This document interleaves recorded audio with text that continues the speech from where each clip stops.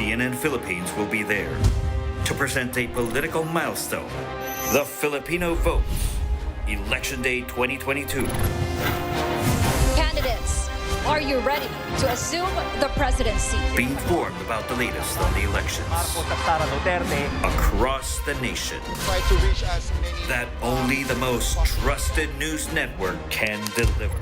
Ito na po ang pagkakataon ninyo. Now, the decision is yours. A CNN Philippines special presentation. Full coverage begins at 5 a.m. up until the last vote is counted. The Filipino votes, Election Day 2022, Monday, May 9th. Here on CNN Philippines.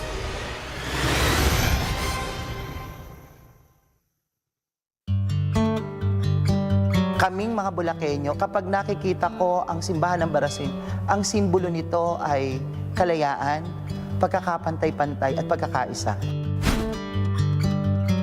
Pagdating sa sining, lalo na sa kultura, magaling ang Bulakenyo dyan.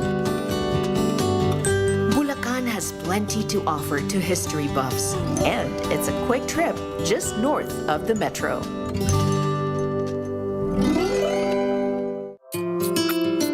I think it's always important to find that time to escape, relax, recharge, and just find your bearing once again. Because sometimes we forget to take care of ourselves, spend quality time with our family. It doesn't have to be anything grand. It can be something really so simple and so precious. But the main thing is to make wonderful memories together, to laugh together, just be together. This is My Life at Home, Weekend Getaway Edition.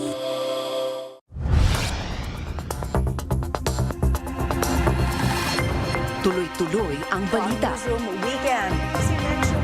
Sabado at Linggo. Kaya narito kami para ihatid ang pinakamainit na balita at impormasyon para sa inyo. Newsroom Weekend sa CNN Philippines.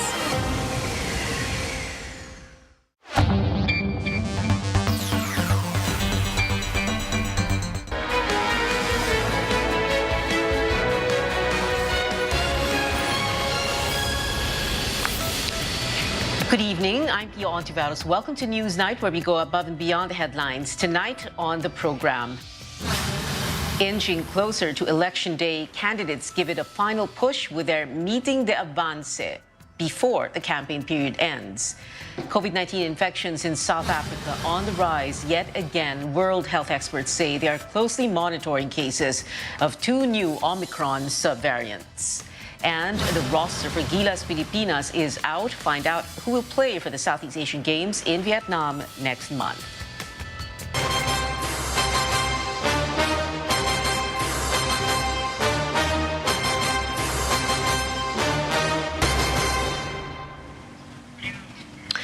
We're down to the last 3 days of the campaign period, both for national and local candidates. Those vying for elective posts are making last-ditch efforts to get the Filipino vote. Presidential bets are holding final campaign rallies, or what's also known as Meeting the Avance, before the May 9 polls. Most of these are scheduled this weekend. Vice President Leni Robredo is holding one in her hometown in Naga City, Camarines Sur, on Friday, before making a final push in Makati on Saturday. Also, 2 grand events for Senator Manny Pacquiao, first in Cebu City tomorrow and in his hometown in General Santos City on Saturday. Senators Ping Lacson and Tito Soto are doing away with a massive gathering, but they will cap off their campaign with a visit to Lacson's home province, Cavite, tomorrow. Manila Mayor Isko Moreno will return to where he says his journey as a public servant began. That's in Tondo, Manila, on Saturday. Labor leader Leody de Guzman and running mate Walden Bello, along with their senatorial slate, held their Meeting de Avance at the Quezon Memorial Circle last night. De Guzman's camp decided to hold it earlier to avoid clashing with other candidates. De Guzman says he has accepted that he still lags behind in surveys, but he believes he has won in terms of getting his message across to a wider audience. The event was their last grand rally, but De Guzman says they will continue to campaign until Saturday. Meanwhile, survey frontrunner Bongbong Marcos kicked off his meeting de avance in Iloilo province on Tuesday for the Visayas leg before culminating his campaign in Parañaque on Saturday. Marcos is holding another meeting de avance this time in Mindanao. Well, we bring you now to Tagum City in Davao del Norte, where Marcos and his running mate Sara Duterte are meeting their supporters. This is their fourth visit to the province, where the governor and the congressman support Marcos's arch-rival, Leni Robredo. Our correspondent Rex Remito has the latest. It's been raining and drizzling here in Tagum City. People, however, are braving the weather, waiting for Marcos and Duterte. Protected by raincoats and umbrellas, they were chanting they were not paid to be here. Some of them have been here for hours, with busloads and truckloads of people trooping to the City Hall grounds since this morning. Traffic has been heavy around the area. Some featured artists are entertaining the crowd as they patiently wait for the tandem. People brought with them their hopes for a better future under a Marcos presidency. The Marcos camp, meanwhile, denies it chose Davao del Norte as a show of force against Governor Edwin Jubahib and 1st District Representative Bebot Alvarez. Both Jubahib and Alvarez have recently pledged their support to Robredo. This time, Marcos is seeking to carry Davao del Norte and the entire Davao region, where he lost big time to Senator Alan Peter Cayetano when they both ran for vice president in 2016. In the latest Pulse Asia survey, however, Marcos is leading here with 92 points against Robredo's 1 point. Critics and some statisticians have been calling out the pollster for some flaws in the design of its survey. Some analysts say Sara Duterte has been instrumental in helping boost Marcos's campaign, especially in Mindanao. Whether or not it will help him win the presidency, we will know by Monday. Rex Remitio, CNN Philippines, Davao del Norte. Well, Marcos retains his wide lead over Vice President Leni Robredo. In the latest and final pre-election survey released by Octa Research, Marcos got 58% of voter preference, which is 1 point above his rating in February. Robredo saw a 3-point increase and got 25%. Manila Mayor Isko Moreno remained in third place with 8%, unlike in the Pulse Asia survey where Senator Manny Pacquiao overtook him. Pacquiao got 5%. Senator Ping Lacson rounded up the top 5 with 2%. Over to the vice presidential survey, Sara Duterte is still in the lead with 56%, trailing behind our Senate President Tito Soto with 22%, Senator Kiko Pangilinan 16%, Doc Willie Ong 4%, and Representative Lito Atienza 1%. Unlike in the Pulse Asia survey, Atienza did not fall to 6th place. We'll break down these numbers with Octa Research fellow Guido David on News.ph tonight at 7. President Duterte declares May 9, Monday, a special non-working holiday for the national and local elections. A proclamation signed by the president states there is a need to declare the elections a holiday to enable the public to properly exercise their right to vote amid public health measures brought about by the COVID-19 pandemic.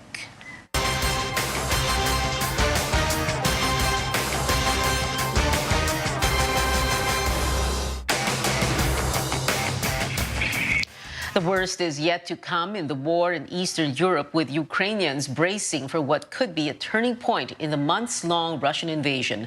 Russia denies plans to declare an all-out war on May 9th. As Ukraine stands its ground, it will not surrender an inch of its land. Tristan Odalo reports. Nearly 3 months into the Russian invasion of Ukraine, there are no signs of backing down in the attacks. Some Western countries warn that Russia may take their military operations to the next level on May 9th, a special holiday in Moscow commemorating its victory in the Second World War. There may be a big announcement by the Russian president on the 9th of May, Russian leadership to escalate the conflict to a different level. We are prepared for that. Our country has been in a state of war for the past 8 years. So we are prepared for all kinds of scenarios, and we are ready to continue defending every inch of our land. Ukrainian Ambassador Alexander Nechitailo is currently in Manila for a short visit to express his country's gratitude to the Philippines for its continuous support and discuss how the two nations could further help each other. He also explained why Filipinos should care about what's happening in Ukraine despite its distance. the increase of price for the food, staple food, the violation of international law, the world will become more volatile. Some 11 million people have been displaced since the war in Ukraine broke out, now viewed as the largest humanitarian crisis since the World War II in Europe. If Ukraine falls, then definitely the conflict will spread to other parts, not just in Europe, probably maybe in other parts of the world as well. Philippines has been very consistent supporting us in the international organization, in the UN and other international fora.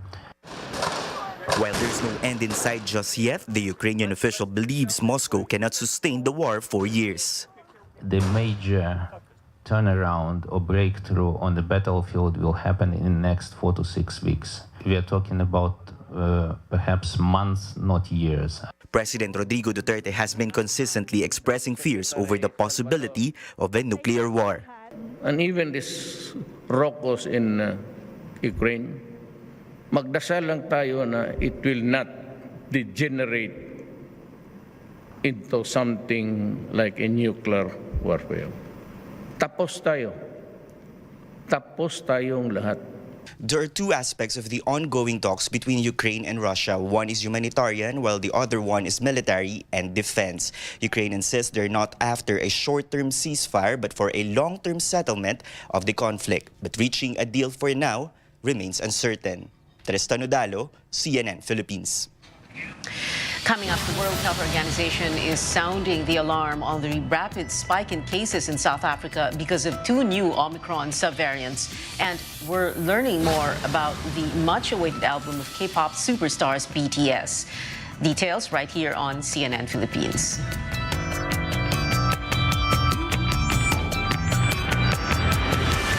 LG OLED Evo. Experience the realism of self-lighting in every pixel. Delivers deep black and true-to-life colors.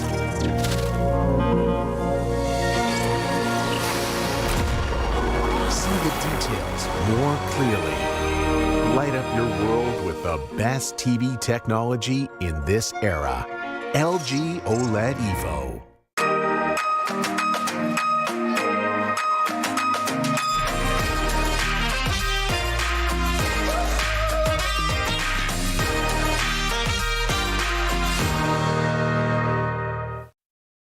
Kamusta kayo?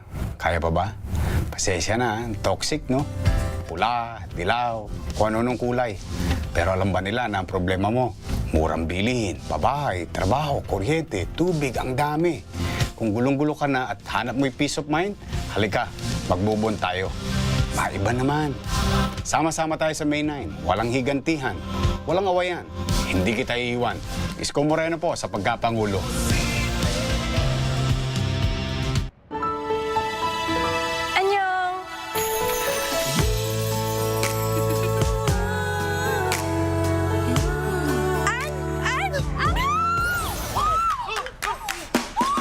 Making life sweet is easy dahil 35 pesos SRP lang ang San Miguel flavored beer. Swak sa budget, panalo sa sweetness. Uy, sweet! Make life sweet with San Miguel flavored beer.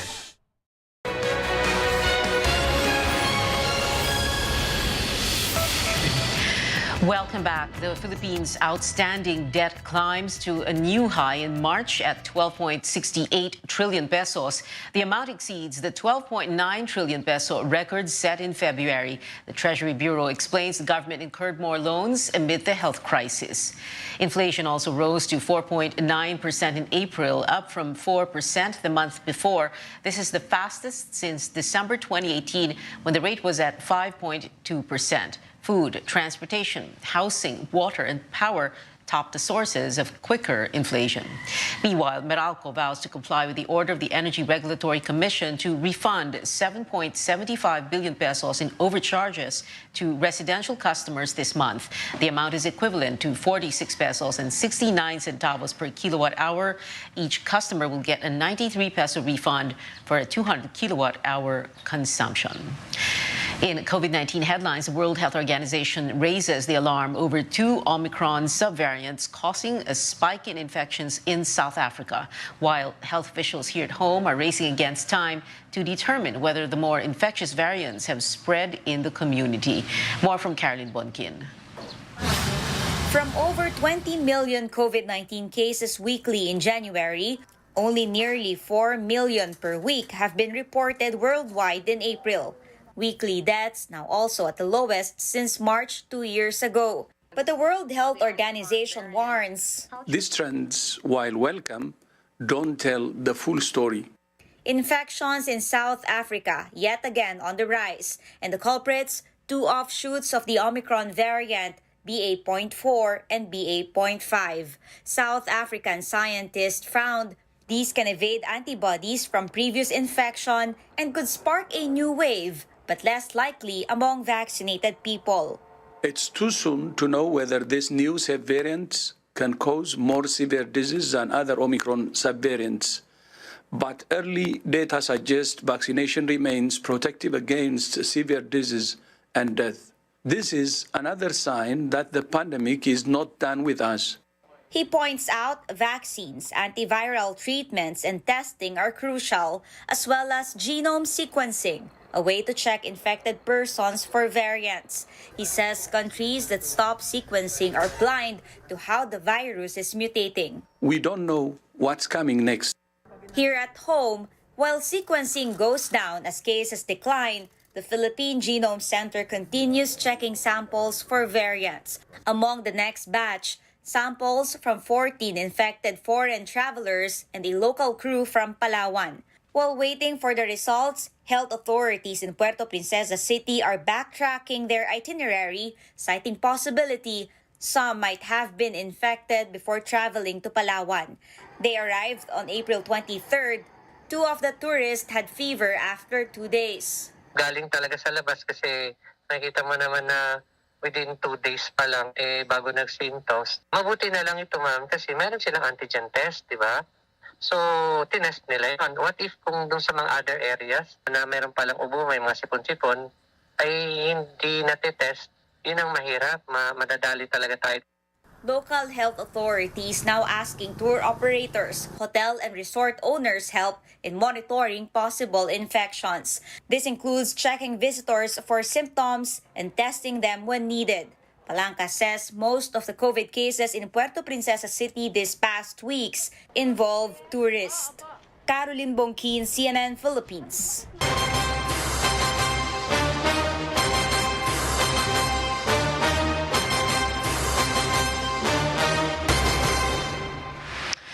Candidates make their final push on the campaign trail with just 4 days to go before the Filipino votes. Vice President Leni Robredo got a warm welcome from supporters in the city of Osamis in Misamis Occidental. She and her running mate, Senator Kiko Pangilinan, got the support of 200 clergy, religious, and consecrated persons from the Archdiocese of Cebu today. The group says the tandem embodies the church's values, such as integrity and concern for the marginalized. Manila Mayor Isko Moreno received a warm welcome from supporters in the town of Sogod in southern Leyte. Senator Manny Pacquiao visited the town of San Remigio in the country's most vote-rich province, Cebu. He was supposed to be there at 9 in the morning and kept supporters waiting for hours until his arrival late this afternoon. Senator Ping Lacson and running mate Sen President Tito Soto are in the city of Cagayan de Oro, their final stop in Mindanao before the elections. I've been in government for 50 years or so. No, if I don't make it, then ang iniisip ko lagi, yung peace and quiet are 2 of the most precious rewards ng buhay ng tao. So I'll retire and live in peace, live quietly. I-delete ko na lahat yung mga pangalan nyo sa contact list ko para wala na tayong contact. If I make it, I'm prepared, I'm ready to serve for another 6 years. Independent presidential candidate Ernie Abella and vice presidential bet Manny Lopez take the stage at the 3rd round of the Commission on Elections and the Kapisanan ng mga Broadcaster ng Pilipinas Forum. As Chrissy Di Matulak tells us, one of them vows to prioritize vaccination for senior citizens despite not being inoculated himself. simplify access to loans to help small businesses and individuals recover from the pandemic. This is one of the solutions offered by Vice Presidential candidate Manny Lopez for economic recovery during the third salvo of COMELEC KBP Pilipinas Forum. According to Lopez and economists, the country has enough funds for micro, small, and medium enterprises, which make up 90% of the country's business population. The problem, he said, is the stringent process involved in lending money to firms and individuals. Lopez is also batting for low-interest loans with easy terms for those affected by the pandemic. Ito po will be a loan program that will allow struggling firms and business enterprises and individuals para maka-access sa ating mga loan programs. Dahil available naman po ang pera, dahil ito ay provided for ng Bayanihan Act 1 and 2.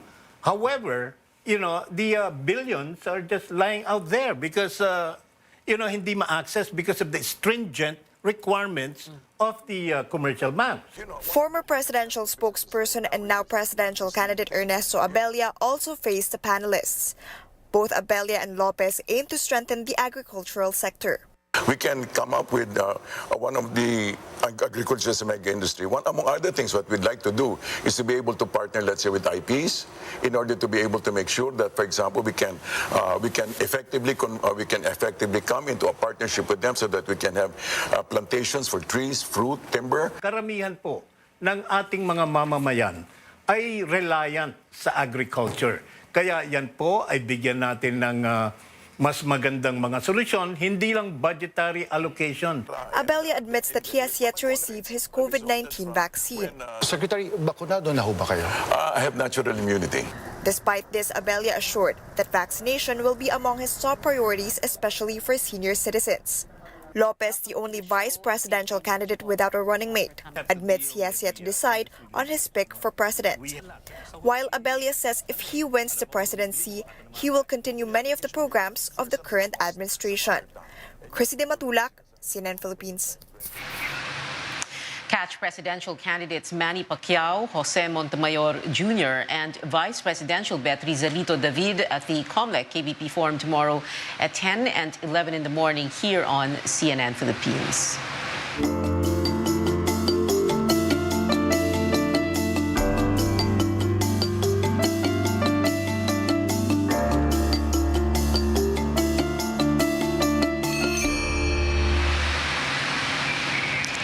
With Mother's Day and the elections just around the corner, we pay tribute to single moms and their hopes for better leaders and a brighter future for their children. Stanley Gahete has this report on sectors on the sidelines.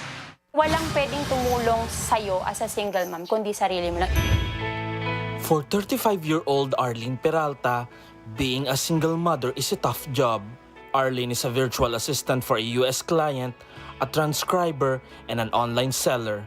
She's into multitasking 24/7 to give her children a better life. Very challenging siya in a way that I need to act as a tatay and a nanay. Tapos minsan maiiyak ka na lang at the end of the day dahil sobrang busy ko. Am I doing a great job para sa kanila as a mom? And if life wasn't bad enough, she began experiencing stereotyping and discrimination. If it's the outside, yun yung mapaghusga na kaya yan iniwan kasi pumasok sa maling relasyon at first. Arlene got more disappointed when a government agency rejected her loan application. So yun, bakit po kayo single? Paano po to? Yung mga bata, dependent na po ba siya ng tatay o baka ma-double dependent? I think you should know how to approach, like us, the status that we have. Kasi hindi rin naman namin ginusto na gantong status. Kaya nga kami humihingi ng aid or assistance. It's the same story for Jeneline Resuello, who was also denied the social services she sorely needed. 2 years, 3 years ago, I tried to have a loan, housing loan. Hindi nila ako gustong ipagpalonan kasi they were asking for my husband. Despite doing her best for her family, Jeneline knew that she has limitations and couldn't provide everything to her children. Hindi pa rin madali ang maging single parent kasi sa paglaki nila, they should be guided well. Diba? Hindi naman po pwedeng iasa mo sa ibang tao yung pagpapalaki sa kanila. The two single mothers realize how government and society unfairly treats them, especially regarding social services. So, mahirap kasi hindi ako nakakapag-move talaga freely in this society.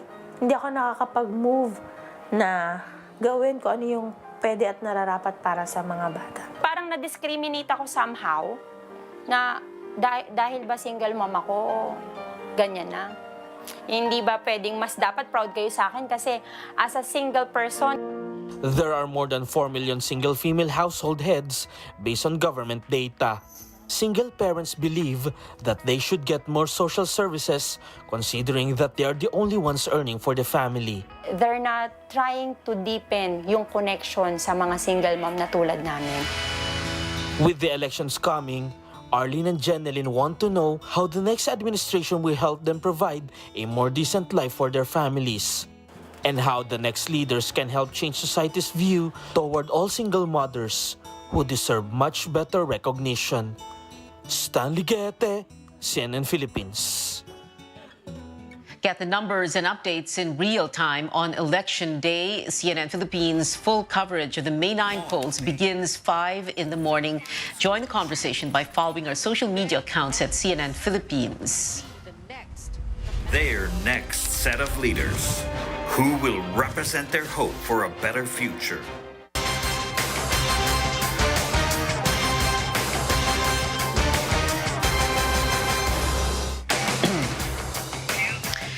A number of incidents of violence in Negros Oriental. A hand grenade went off in Barangay Banawe in Pamplona town earlier today. Initial police reports saying an unidentified suspect lobbed the explosive past midnight inside the garage of Barangay Chairman Dante Rodriguez's home.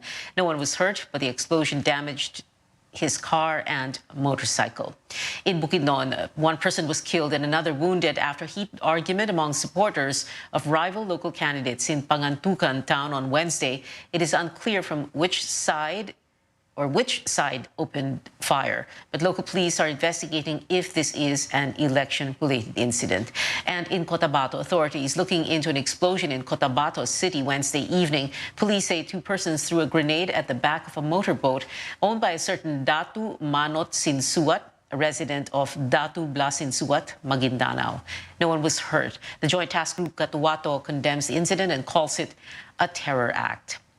In other news now, President Duterte has named Lieutenant General Vicente Danao Jr. as officer in charge of the Philippine National Police effective Sunday, May 8. Danao, the current head of the PNP directorial staff, will replace General Jonard Carlos, who will retire on the eve of Election Day. Carlos served as PNP chief for only 6 months. Prior to his new appointment, Danao held other top posts, including police chief of Davao City, Calabarzon, and the National Capital Region. Straight ahead, the highlights of a packed opener for the UAAP women's volleyball with 2 fierce rivals, Ateneo and LaSalle, and find out who are suiting up for Gilas Pilipinas for this year's Southeast Asian Games. Stay tuned to CNN Philippines.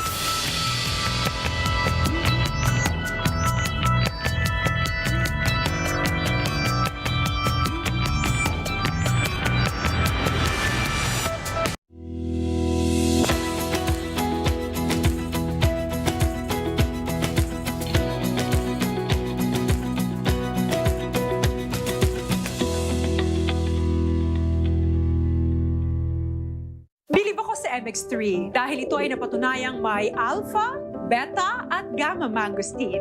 MX3 capsule helps avoid pain discomfort para iwas sakit. Tested and proven na low sodium, cholesterol-free at fat-free. Dito ako sa tunay, natural at original. MX3. Mahalagang paalala, ang MX3 capsule ay hindi gamot at hindi dapat gamiting panggamot sa anumang uri ng sakit. What makes a nation grow? Every day we see them. The providers, the traders, the movers, the doers, and the go-getters. Each play their part, whether big or small, in creating a better life for all. Whichever your role may be, we're right here for you.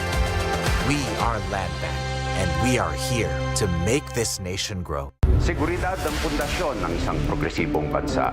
Ito'y nasimulan noon at ngayon ating itutuloy sa Senado. Katahimikan, laban sa anumang banta at mabilisang serbisyo para sa mga tao.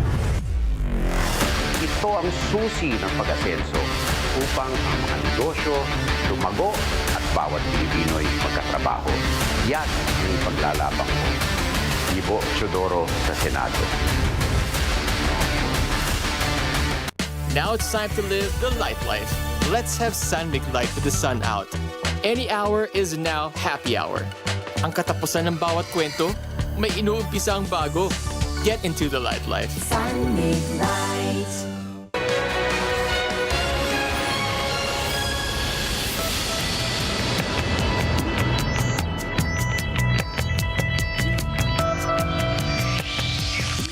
Welcome back to CNN Philippines Sports News now. UAAP women's volleyball matches began today with Ateneo and LaSalle reigniting their rivalry on the hard court. The game is underway. LaSalle has taken 2 sets and the team leads the 4th set, now 24-20. The Lady Eagles officially adopted the name Blue Eagles today in the university's effort to unify all Ateneo teams, regardless of gender or sport.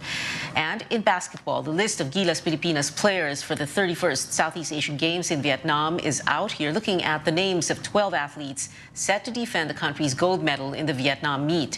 The list includes the brothers Ravena, Kiefer, and 30, as well as Junmar Fajardo. In a post, Coach Chot Reyes explained the absence of some popular names in the lineup, including Robert Bolick, who flew to the U.S. to be with his ailing father. And now for BTS ARMY's details on the group's much-awaited new album have been revealed. Its title, Proof, will be an anthology. With this, fans can expect a collection of the K-pop group's previous tracks, some remixes, plus 3 new songs. Proof comes out on June 10th. And before we go, with the May 9 elections drawing near, what should we keep in mind when we cast our ballots? Poll watchdogs NAMFREL and PPCRV joined me on Politics as Usual on Tuesday to remind voters of common mistakes to avoid, like slashing instead of shading the oval beside your candidates' names. Vote early and to bring a código so that they can also fill up their ballots quickly. Let's respect the will of the people. Don't take the privilege for granted. Please go out and vote.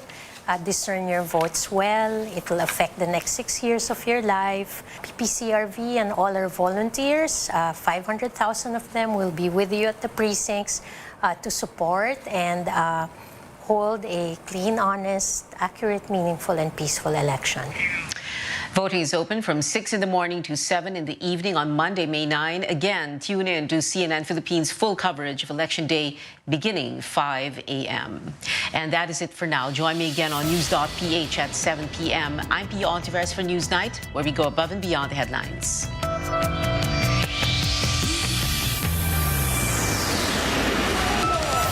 We are down to the last 27 days.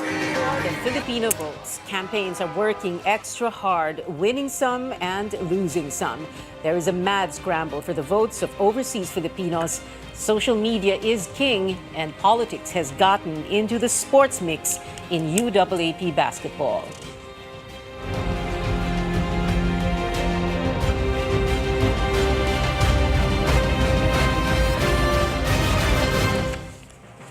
All these tonight on Politics as Usual, your weekly political appointment fix. Good evening, I'm Pio Ontiveros. The pandemic forced many of us to go digital. How will this help shape the way the Filipino votes? The president of the Public Relations Society of the Philippines, Harold Geronimo, joins us now live via Zoom. Hi, Harold. Thank you very much for being with us tonight. Well, let's begin with this. You know, you have this a very interesting presentation, and we're going to be showing the slides that you did present, and we're going to go through them and make things as clear as possible for the viewers. This is something we're all familiar with, but it's good for us to do a little review every now and then in light of the elections that are happening in less than 30 days. So, Harold, you're making a case for how the pandemic created a shift in how people consume media and information. Yes, yes. Actually, this is the latest study of Kantar Philippines, and I was also very amazed now with how they've discovered, the rise of social media really affecting the way we form opinions, especially among the Gen Zs and millennials.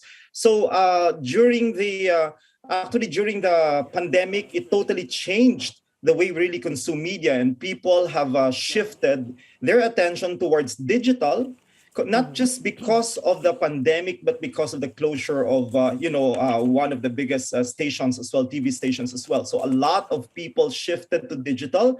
They went into social media, and this also allowed a lot of media companies to also shift to digital as well. So they're not only on television, but they're also on digital streaming, and they're also on YouTube and Facebook. Just like CNN Philippines, this is being aired live on Facebook as well. So this totally changed the way we behave, especially among young people nowadays. Pia, very important discovery I got now from that study is that pre-pandemic there were only around 3 million users of TikTok, or 2 to 3 million users of TikTok in the Philippines.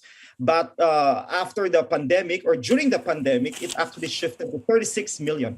So it increased to 36 million. So such a very huge increase in the number of TikTok users in the Philippines. And it is now one of the largest social media platforms where Filipinos are hooked to, especially the younger ones. Yeah. And recently, if you try to look at TikTok, if you're in TikTok, Pia, you'll be able to see that a lot of candidates are actually using TikTok to be able to reach out to a lot of young electorates. Harold, you've gotten ahead of us already, but let's go back to TikTok in a while. And no, I'm not on TikTok. Nakakayang aminin.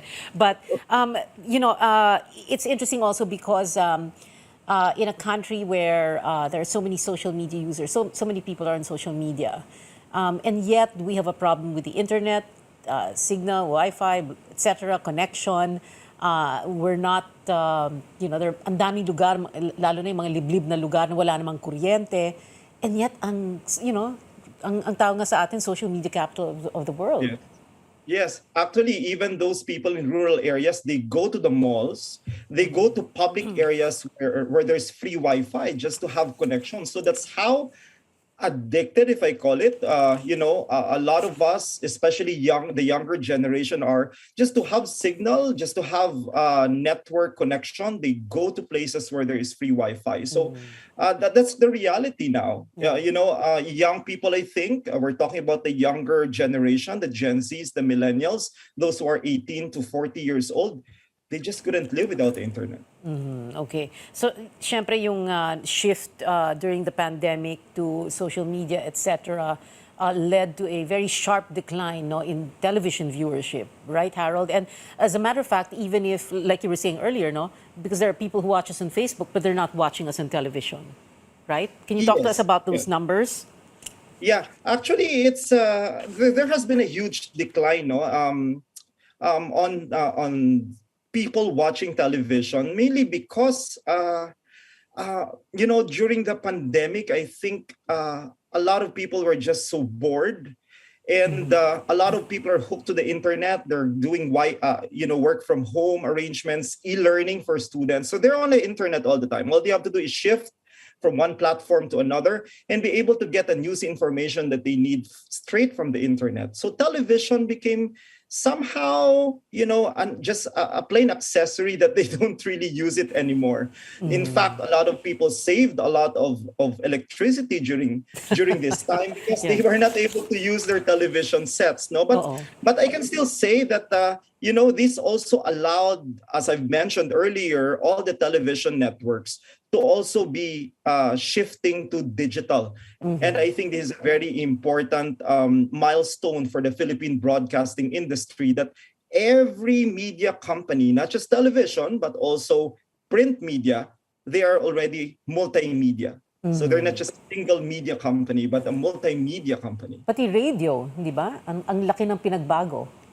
Pati radio, here in Metro Manila, there has been a decrease in the number of listeners to radio, but in the provinces, surprisingly, in Cebu and Davao, there has been an increase in the number of listeners for FM radio. You know why? Because as students, do e-learning activities, and while people are on work from home, that penchant for listening to FM radio has been, so peculiar to the provinces, particularly in Cebu and Davao. They've been listening to radio while doing e-learning and while doing work from home. Surprisingly, in those regions, FM radio listening has increased. Harold, let's talk very quickly now about itong more detalye sa itong shift to social media. So nabanggit mo na kanina, TikTok for example, in 2019 2 million, biglang naging 36 million. Wow, all those people on TikTok. And then so many different social media sites. But talk to us also about the quality of the output. Hindi lang yung number of posts, di ba? Hindi lang yung number of reactions, number of likes, etc. And then there's also other, what do you call them, apps? There's Kumu. What is this? Bigo? Ano yun? Bigo. Yeah. What's These that? are Bigo sa actually pag-ibig. What? social media community platforms, they use this to also interact. Actually, with the rise of these new platforms, Pia, you will be able to see that the real celebrities now among the young people are not those they watch on television, but those who are on these social media platforms. Imagine on TikTok, for example, you have a user with 20-25 million viewers or followers, diba?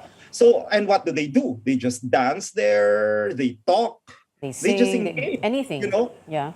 And they create their own content. So it's like having their own television station and broadcasting what they want to broadcast any time of the day. And people are watching them, especially young people, and they get engagements. People comment, and people believe in them in a way that even if what they're wearing, what they like, what brands they use, people are just going crazy over those brands. So it's really different. It's a totally different world.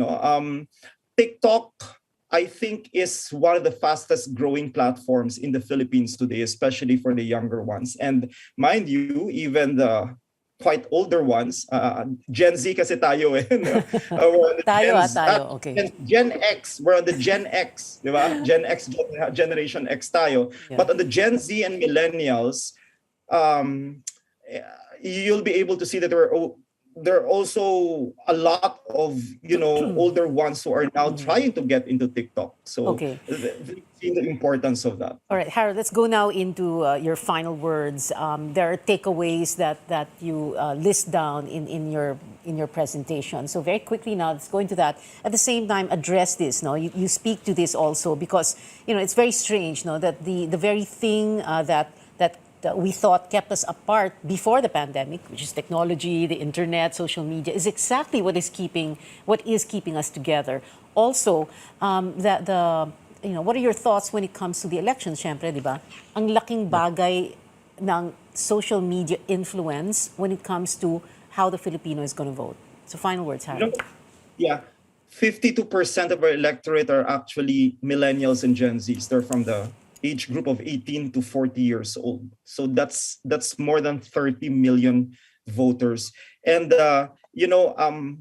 as early as 3 years ago in 2018, 2019, I have seen a lot of candidates using the different social media platforms to be able to manipulate mindsets among the young people. And that is what we see right now. That is what we see in terms of the results of how young people would think about candidates. And it might be too late if the candidates are going into these social media platforms right now, because the brainwashing happened like 2 to 3 years ago. So social media, digital media indeed would really make or break, candidates at this time. So it's very crucial that wherever you come out, whoever you tap, not just celebrities, but also influencers. This is a very crucial time for you to be able to to really utilize social media so well. Social media platforms really play a very important role in terms of shaping their minds.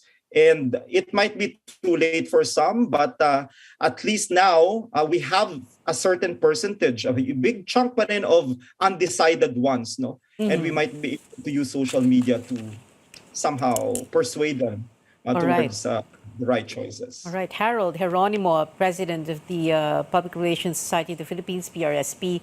Thank you so much for being with us. We'll see you again. Up next on Politics as Usual, overseas voting kicking off this week. How is the turnout and situation in polling precincts? We'll speak to COMELEC Commissioner Marlon Casquejo next.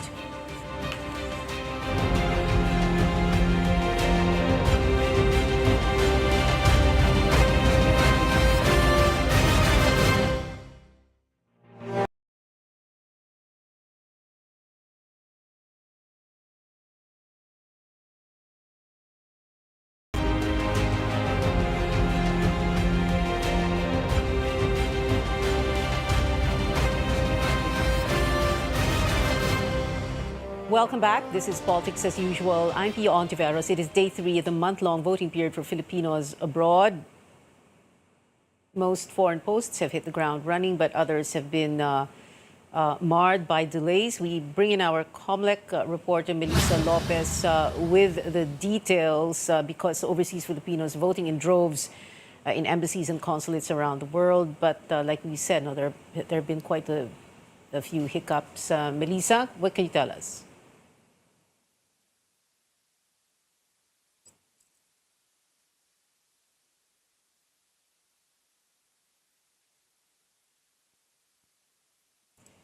All right, we have a little bit of an audio problem with Mel Lopez there. We're going to speak first.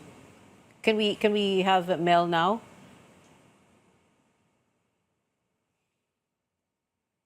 All right, are we going to go to Commissioner Casquejo first? All right, let's go back to Mel now. Mel. Mel? Pia, at least 4 of 92 foreign posts have yet to open for voting for our kababayans abroad as of today. The month-long voting period should have started at last Sunday, April 10, for 1.7 million Filipinos, but logistical issues forced the Philippine embassies in New Zealand and in Timor-Leste to push back voting, as well as in posts in Shanghai, China, and in Milan, Italy, to push back overseas voting. Poll materials finally arrived at the embassy in Pakistan, but voting there started a day late. In New York, mail-in ballots were sent beginning Monday night for Filipinos living in the northeast states of the U.S. Over in Hong Kong, the consul's office had to double the number of precincts for over 93,000 voters as day 1 of voting.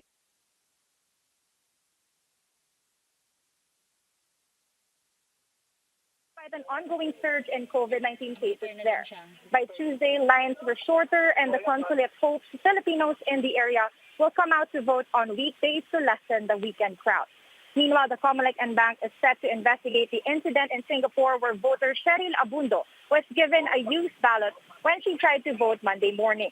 She was given a replacement and was allowed to vote, an incident confirmed by the embassy. Commissioner George Garcia cites human error as the possible culprit. This thing should have not happened at all. Of course, a single incident like this can create a doubt as to the integrity of the entire process. There was a similar report of a voter also getting a pre-shaded ballot in Dubai, but the Philippine Post there denied that such an incident happened. Despite these hitches, Election Steering Committee Head Commissioner Marlon Casquejo described the start of overseas voting as generally peaceful and successful. Back to you, Pia. Mel, can you tell us first about this? You know, right before the show came on air, you were saying that there was a little bit of a quarrel or a misunderstanding in the COMELEC and bank about the gun ban. That's right, Pia. A few minutes before we went to air, the Office of Commissioner Socorro Inting confirmed that she has resigned from the chairmanship of the gun ban committee. That is a reaction, or actually, she said it was a protest after the members of the NBank voted 4-3, she was among those dissenting, to give Chairman Saidamen Pangarungan that power, special power to grant gun ban exemptions at will as long as it was supposed to be meritorious and urgent. Now she says that rendered her committee useless, so she's stepping down immediately. Pia. Right, Melissa Lopez reporting live from COMELEC headquarters in Manila. Let's speak now to the Commissioner in charge of the overseas voting, Marlon Casquejo. Commissioner Casquejo, magandang gabi po sa inyo. Isa-isahin po lang natin yung mga lugar na may report ng pre-shaded ballot. How many pre-shaded ballots, sir, were there in Singapore? Isa lang po ba? Well, as reported by the Singapore PE, yung ating congen doon, only one pre-shaded ballots were reported. And it's not a pre-shaded ballot, but it's a spoiled ballot that was used in the opening of the polls on Sunday when a certain voter voted, but the ballot was declared spoiled for some other reasons. Then it was reported and it was recorded in the minutes of voting. And it so happened on the following day, it was erroneously or inadvertently given again to the said voter, and that's why there was a complaint of so-called pre-shaded ballots. But then again, it's not a pre-shaded ballot, it's a spoiled ballot. And that is the truth. We're not, in other words, we're not making up this story just so that we can feel better about our voting overseas, no? So totoo po yung sinasabi ninyo at sinasabi po ng Singapore officials natin na spoiled ballot on Sunday. Yes, that was a spoiled ballot when a certain voter got it and it was declared as spoiled for some other reasons. Then it should have been separated in the good ballots. Yes. But What is the somehow inadvertently it was again given to a certain voter. But even if it was given to a certain voter, that ballot cannot be read because it's already declared as spoiled. Oo. What is the SOP, sir? Kanina sabi po nyo set aside. Pero kapag may spoiled ballot, is it just set aside, put in a separate, is there a separate envelope for it? Para hindi na masama sa mga bagong balota, yung mga gagamitin? Because Yes, syempre, mag-iisip kayo para bang, ba't ganun nangyari? Paano naman nangyari yon? Well, that is the correct procedure. Once the ballot is declared spoiled, it will be separated in a separate envelope, and at the back of which will the chairman of the Special Board of Election Inspector should mark it as spoiled ballot. And it was properly, the procedure was properly done, and even it was recorded in the minutes of voting and counting. Okay. But at least we're not going to have to go through, because I was going to ask you if you're going to tell me na oo nga spoiled pre-shaded ballot. I was going to ask you if we could go through the chain of custody para malaman po natin saan doon yung milagro. But anyway, so you're saying that. All right. But you're saying, sir, isa lang po yan, and there is no other case of a pre-shaded ballot or a spoiled ballot in the Singapore PE, in the consulate. That is correct. It's an isolated case. Isa lang po, only one incident that was reported to the Office for Overseas Voting. All right. What about Dubai, sir? What happened there? Come again? Pia? Dubai? They came out with a statement saying no such incident marred or is marring the voting there. I didn't get the question. Dubai, sir. What is happening in Dubai? Okay. In Dubai, there was a report also, but as I asked or confer with the Dubai PE, there's no such incident and there was no such complaint regarding that one. The procedure, if any voter were able to get a pre-shaded ballot, he or she must report it immediately to the chairman of the SBI for the replacement of the ballot. But as I asked and confirmed with the SBI chairman of Dubai, there was no such incident or reported to them. New York City, sir. What is the situation there? May problema po ba? May delay or something? What is going on? Yes, there was a delay in the delivery of the materials, but As we all know, New York City is applying or using the postal voting. According to New York, as I talked to them just this morning during their town hall meeting, they are now mailing the mailing packet beginning today because the ballots and the other materials just arrived this morning. Delays in delivery, sir, meaning from Manila to New York, or is it within New York? And problema na lang ng consulate doon yung pagpapadala to Filipino voters? Yes, yun na lang po. They will be sending now the mailing packets to the overseas voters. Okay, so there was no delay in the delivery from us, from the Philippines to the US? None? From the Philippines, it was delivered as early as March 31, but it passed through something like in some area, in some country, and then from that country going to New York. So that was the cause of delay. Sana lang that was taken into consideration, sir, no, para walang any further delay, meaning we should be working backwards. But anyway, thank you so much, COMELEC Commissioner Marlon Casqueo. And sir, wala na pong ibang reklamo in any other post, any other embassy or any other consulate in the Philippines, in any part of the world? Well, so far, wala na po. With regards to Hong Kong, we already approved as chair of, as the commissioner in charge of the overseas overseas voting. We already approved the additional 5 vote counting machines in addition to the existing 5. So wala na pong issue po in Hong Kong at this time. All right. Thank you so much, COMELEC Commissioner Marlon Casqueo. Thank you, sir, for joining us. We'll take a quick break. This is Politics as Usual. Stay with us.